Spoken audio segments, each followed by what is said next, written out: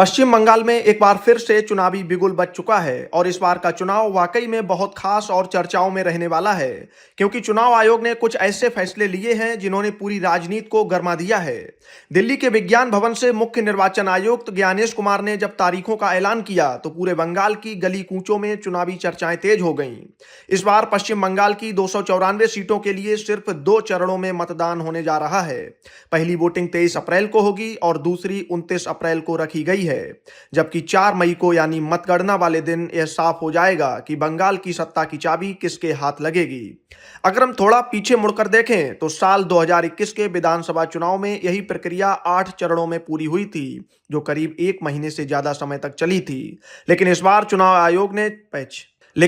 चुनाव आयोग ने चरणों की संख्या को इतना कम क्यों किया, यह हर किसी के मन में सवाल है। आयोग का कहना है कि लंबी चर्चा और सुरक्षा व्यवस्था का जायजा लेने के बाद यह पाया गया कि चरणों की संख्या कम करने से यह पूरी प्रक्रिया सबके लिए ज्यादा सुविधाजनक और आसान रहेगी। लेकिन इस बार चुनाव की तारीखों से भी बड़ा और गहरा विवाद वोटर लिस्ट को लेकर खड़ा हो गया है, जिसने बंगाल से लेकर दिल्ली तक खलबली मचा दी है। आजादी के बाद यह बंगाल के इतिहास में पहली बार हुआ है जब कुल वोटरों की संख्या बढ़ने के बजाय अचानक कम हो गई है। चुनाव आयोग द्वारा किए गए स्पेशल इंटेंसिव रिवीजन यानी एसआईआर के बाद राज्य में चौंकाने वाले आंकड़े सामने आए हैं। करीब 63.66 लाख नाम वोटर लिस्ट से हटा दिए गए हैं, जो कि कुल मतदाताओं का लगभग 8.3% हिस्सा है। एसआईआर शुरू होने से पहले बंगाल में लगभग 7.66 करोड़ वोटर थे, जो अब घटकर 7.04 करोड़ रह गए हैं। इतना ही नहीं बल्कि लगभग 60 लाख लोगों से ज्यादा नामों पर अभी भी संशय बना हुआ है और उन्हें जांच के दायरे में रखा गया है।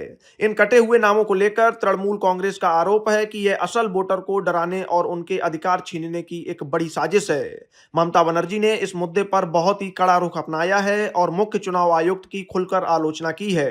टीएमसी का कहना है कि यह पूरी प्रक्रिया पारदर्शी नहीं रही है और इसी वजह से उन्होंने कई दिनों तक भारी विरोध प्रदर्शन भी किया। यह विवाद इतना बढ़ गया कि मामला भारत के सर्वोच्च न्यायालय यानी सुप्रीम कोर्ट तक पहुंच गया। सुप्रीम कोर्ट ने स्थिति की गंभीरता को देखते हुए 10 मार्च 2026 को एक बहुत बड़ा ऐतिहासिक आदेश दिया। कोर्ट ने कहा कि जिन लोगों के नाम वोटर लिस्ट से काटे गए हैं या जांच में फंसे हैं, उनके दावों के निपटारे के लिए 500 से ज्यादा न्यायिक अधिकारियों को तैनात किया गया है।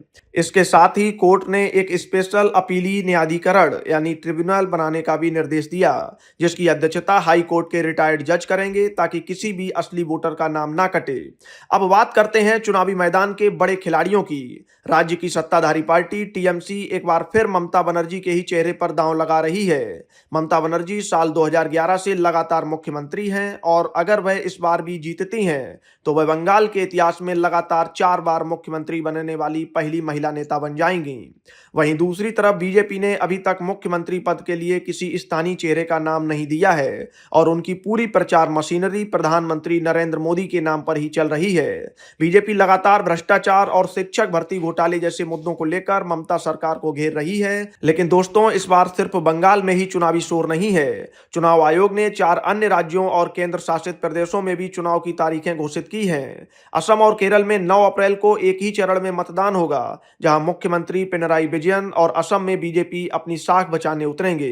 केंद्र शासित प्रदेश पुडुचेरी में भी 9 अप्रैल को ही वोट डाले जाएंगे। वहीं दक्षिण के बड़े राज्य तमिलनाडु में 23 अप्रैल को एक ही चरण में वोटिंग होगी। इन सभी राज्यों के नतीजे भी बंगाल के साथ ही 4 मई को आएंगे, जिससे देश की राजनीति का भविष्य तय होगा। बंगाल का चुनाव इस पूरी चुनावी कड़ी का सबसे महत्वपूर्ण हिस्सा है, क्योंकि यहाँ की लड़ाई बहुत ही तीखी हो चुकी है।